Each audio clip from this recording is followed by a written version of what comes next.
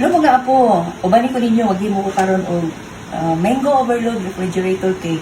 So man ito ingredients na atay mangga, na atay melted butter, na atay all-purpose cream. Niya, ang atong condensed milk is mango na siya daan para lang. Ngayon, ang atong star sa atong recipe is ang crush na graham. O butangan ko na to siya o gamay nga gelatin para pag wala na siya sa ref, dili siya ano bitaw siya malanay, mo siya maka-firm sa atong refrigerator cake. So sugdanan na to. So karon ato na lang ngayon siyang i-add sa liter ang all-purpose cream. Ang 2 ka box. Okay. Atong tilokon kay mahal. Niya, sabay na nato ang condensed milk. Ang buwagid kalata para equal siya. Uy, akong siyang tilukon.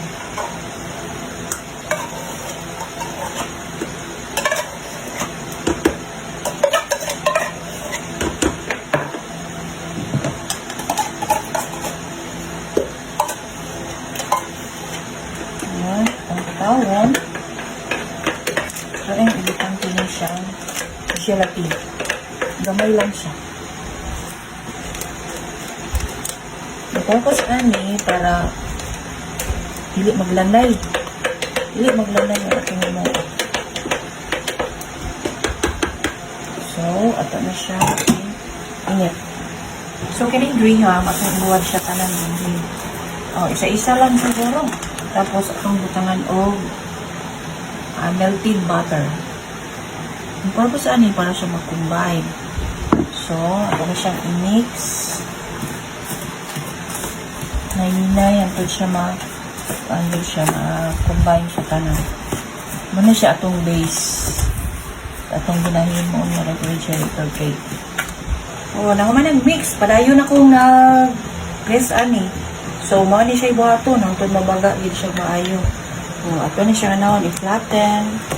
Tapos, level lang siya ang kabaga. Kutsara lang gamit. Okay. Para kung sa'yo nasa balay nga pwedeng i-flat, use hindi mo, malami siya.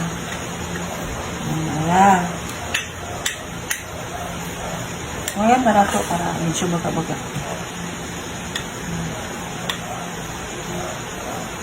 So, sa isa ka pack na crushed graham, tapang sagid siya ka dako na butter. Kaya dun ani siya ang texture. So, butangan na po siya o mango bits.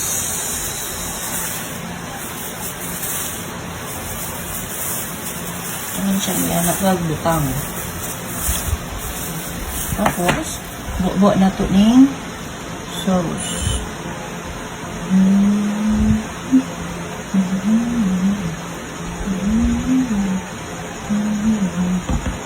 Ayan. Proceed ka sa isa.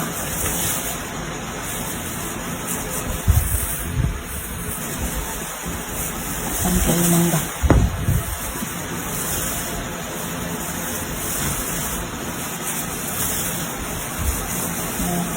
Sinsaya na ko ninyo ay nagbisaya jud ko. Pagkabisag ta diri.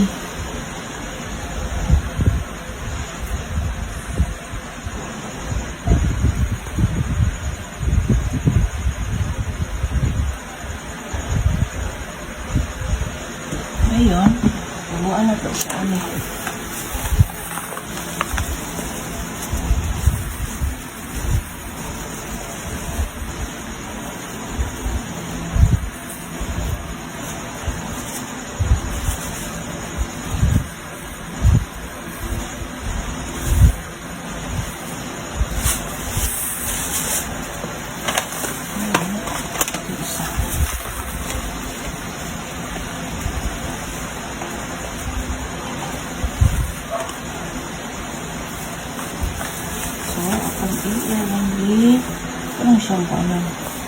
Noon.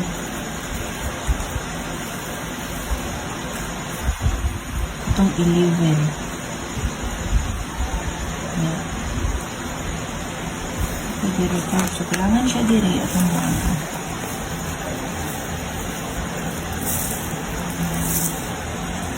Okay. So, for ang surface. So, ano siya? Iwas yung butang ang kini.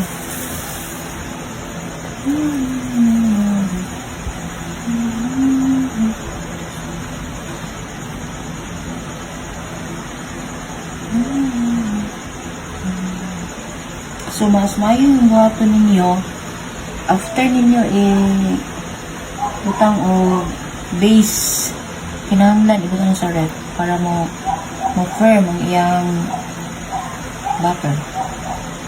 So, kini siya. Ayan siya. Person. Ani karon siya. Sana pa niya balik. Balik-balik na ang pagtrabaho mo. Nagyapon siya mango float. So, karon mag-topping na ta. Mga po ha, tanawa. Pasensya na lang kung may lubog siya. Kaya hindi siya magkahit. So, inanay lang. Ano? Sumbay lang. Okay. Ayan. Ayan.